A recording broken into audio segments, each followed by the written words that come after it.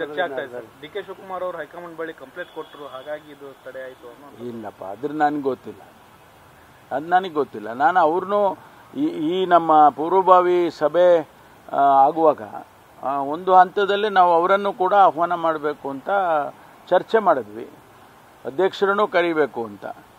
ಮುಚ್ಚಿಡೋ ಅಂಥದ್ದು ಏನಿಲ್ಲ ನೋಡಿ. ರಾಜಕಾರಣ ಮಾಡಬೇಕು ಅಂದರೆ ಓಪನ್ ಆಗಿ ರಾಜಕಾರಣ ಮಾಡ್ತೀವಿ, ಅದೇನು ಮುಚ್ಚಿಟ್ಕೊಂಡು ಮಾಡೋದೇನಿದೆ. ಯಾವ ವಿಷಯದ ಬಗ್ಗೆ ನಾವು ಚರ್ಚೆ ಮಾಡಬೇಕೋ ಆ ವಿಷಯ ಬಹಿರಂಗವಾಗೇ ಮಾಡ್ತೀವಿ.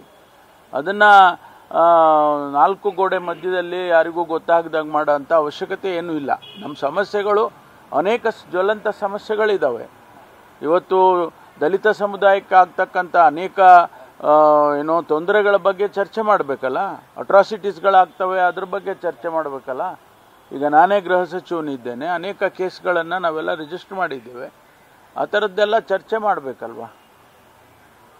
ದಲಿತ ಸಮುದಾಯದವರು ಸೇರಿ ಒಂದು ಚರ್ಚೆ ಮಾಡೋಕ್ಕೆ ಡಿನ್ನರ್ ಮಾಡೋದನ್ನು ಸಹಿಸಲ್ಲ ಅಂತಂದ್ರೆ ಹೆಂಗೆ? ಯಾರೂ ಹೇಳಿಲ್ಲ ಹಂಗಂತ, ಸಹಿಸೋದಿಲ್ಲ ಅಂತ ನನಗಂತೂ ಯಾರು ಹೇಳಿಲ್ಲಪ್ಪ. ಹಂಗೆ ಯಾರನ್ನ ಹೇಳಿದ್ರೆ ನಾವು ಅದ್ರ ಬಗ್ಗೆ ತಲೆ ಕೆಡಿಸ್ಕೊಳಕ್ಕೆ ಹೋಗೋದು. ಒಂದು ವೇಳೆ ನಾವು ಸಹಿಸೋದಿಲ್ಲ, ನೀವು ಮಾಡಿದರೆ ಸಹಿಸೋದಿಲ್ಲ ಅಂತ ಯಾರಾದರೂ ನಮ್ಗೆ ಹೇಳಿದರೆ ಅದಕ್ಕೆ ಉತ್ತರ ಕೊಡ್ತೇವೆ ನಾವು ಸರಿಯಾಗಿ. ಅದಕ್ಕೇನು ತೊಂದರೆ ಇಲ್ಲ, ಆ ಶಕ್ತಿ ಇದೆ ನಮಗೆ.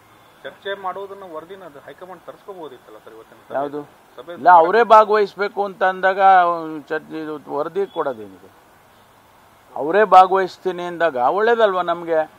ಹೈಕಮಾಂಡಿನ ಅವರು ರೆಪ್ರೆಸೆಂಟೇಟಿವ್ ಇದ್ದಾಗ ಅನೇಕ ತೀರ್ಮಾನಗಳು ಅಲ್ಲೇ ಆಗ್ಬಿಡ್ತವೆ. ನಿಜವಾಗ್ಲೂ ಅವ್ರಿಗೆ ಭಾಗವಹಿಸೋ ಆಸಕ್ತಿ ಇದೆಯೋ ಅಥವಾ ಇದು ಸಭೆ ನಡೀದೇ ಇರೋದಕ್ಕೆ ಏನಾದರೂ ಸಂದೇಶ ಕೊಡ್ತಾರೆ? ಅದು ನೋಡೋಣಂತೆ, ಸ್ವಲ್ಪ ದಿವಸ ನೋಡಿದ್ರೆ ಗೊತ್ತಾಗ್ಬಿಡುತ್ತಲ್ಲ. ಈಗ ನಾವು ಮತ್ತೆ ಮುಂದಕ್ಕೆ ಹಾಕಿದ್ದೀವಿ ಅಂತ ಹೇಳಿದೆ ನಾನು. ಮತ್ತೆ ಯಾವಾಗ ನಾವು ಅರೇಂಜ್ ಮಾಡ್ತೀವೋ ಆವಾಗ ಗೊತ್ತಾಗುತ್ತೆ ಅವರು ಯಾವ ಉದ್ದೇಶದಿಂದ ಮುಂದಕ್ಕೆ ಹಾಕ್ಸಿದ್ರು ಅಂತ ಗೊತ್ತಾಗುತ್ತೆ.